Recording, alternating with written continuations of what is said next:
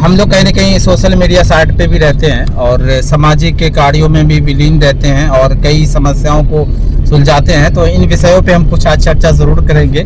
और मेरा मानना है कि आज जिस तरीके से ईरान और इजराइल के बीच वार हो रहा था और सभी को आशंका था कि थर्ड वर्ल्ड वार होने के चांसेस है, तो इसमें ज़्यादातर किसका फ़ायदा आपको लग रहा है? पूरे विश्व के अंदर जो ये जंग हुई या फिर सीज फायर हुआ और इस सीज फायर से किसको ज़्यादा फायदा हुआ होगा और कौन किस मतलब इसमें ईरान जीता, इजराइल जीता या अमेरिका की जीत हुई? हालांकि ये तीनों कह रहे हैं कि हमारी जीत हुई है, तो ये किस वजह से आपको इसके बीच में क्या कोई षड्यंत्र नहीं लग रहा है आपको इसके बीच में? बताएं।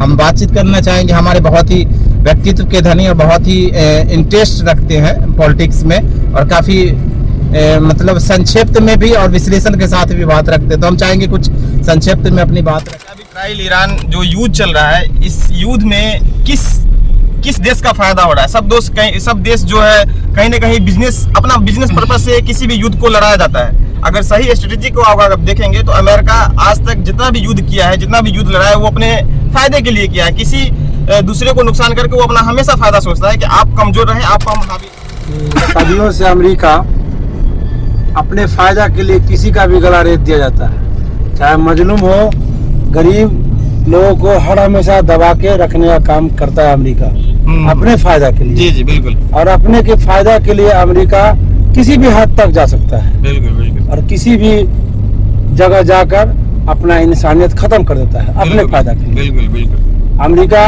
किसी का दोस्त नहीं है, वो सिर्फ बिजनेस करता है और अपना हथियार बेचना उसका मुख्य अवसर है, मुख्य कारण है। और उसका फायदा जहाँ होगा वहाँ हर चीज का वो इस्तेमाल करेगा।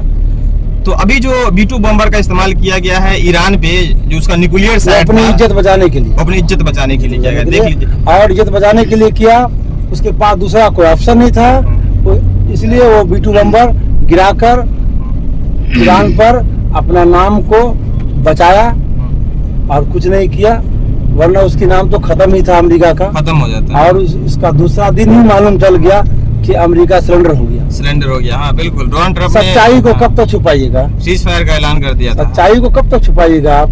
अमेरिका जब देखा कि हम हार रहे हैं तो सीज फायर कर दिया, हाँ। ताकि मेरी नाक न कट जाए। कतर में जब मिसाइल मारा ईरान, तो लगा उसको अब मेरा कहीं से भी